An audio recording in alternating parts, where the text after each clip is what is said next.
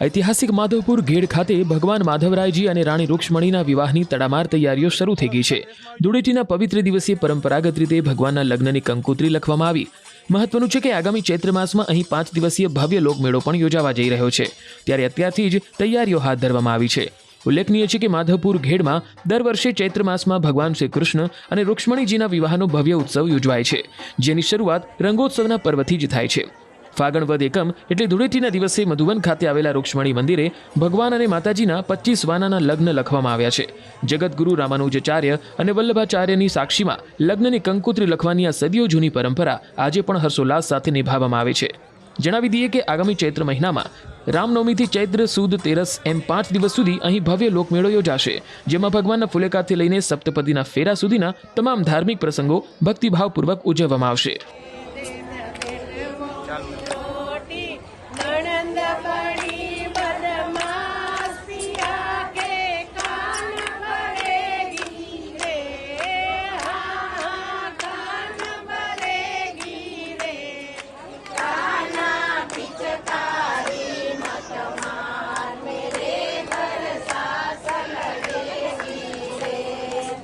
माधवपुरનો માંડવો જાદવપુરની જાણ પરણે રાણી રૂક્ષ્મણી ત્યાં વર દુલો ભગવાન। મારું નામ રૂક્ષ્મણી મંદિરના મહંત શ્રી સુધીરભાઈ નિમાવત।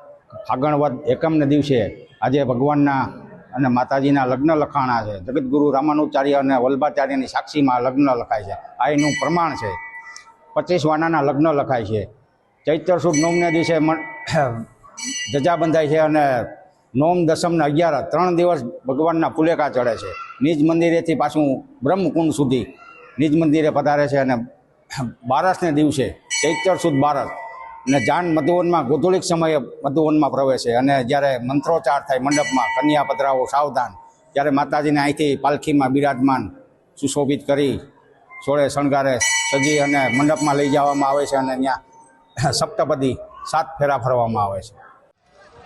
ऐतिहासिक माधवपुर घेड़ खाते भगवान माधवरायजी और राणी रुक्ष्मणीना विवाहनी तड़ामार तैयारीओ शरू थई गई है। धूळेटीना पवित्र दिवसे परंपरागत रीते भगवानना लग्ननी कंकोत्री लखवामां आवी। महत्वनुं छे के आगामी चैत्र मासमां અહીં 5 दिवसीय भव्य લોકમેળો પણ યોજાવા જઈ રહ્યો છે, ત્યારે અત્યારથી જ તૈયારીઓ હાથ ધરવામાં આવી છે। ઉલ્લેખનીય છે કે માધવપુર ઘેડમાં દર વર્ષે ચૈત્ર માસમાં ભગવાન શ્રી કૃષ્ણ અને રૂક્ષ્મણીજીના વિવાહનો ભવ્ય ઉત્સવ યોજવાય છે, જેની શરૂઆત રંગોત્સવના પર્વથી જ થાય છે।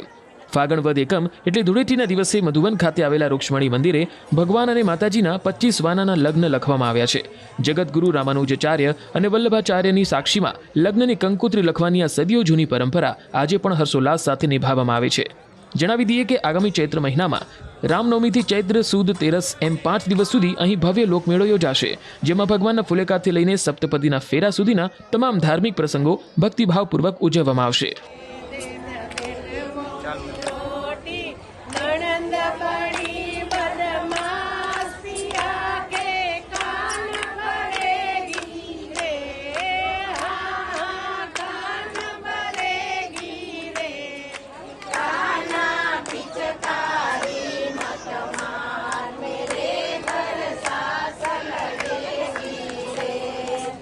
માધવપુરનો માંડવો જાદવપુરની જાણ પરણે રાણી રૂક્ષ્મણી ત્યાં વર દુલો ભગવાન। મારું નામ રૂક્ષ્મણી મંદિરના મહંત શ્રી સુધીરભાઈ નિમાવત।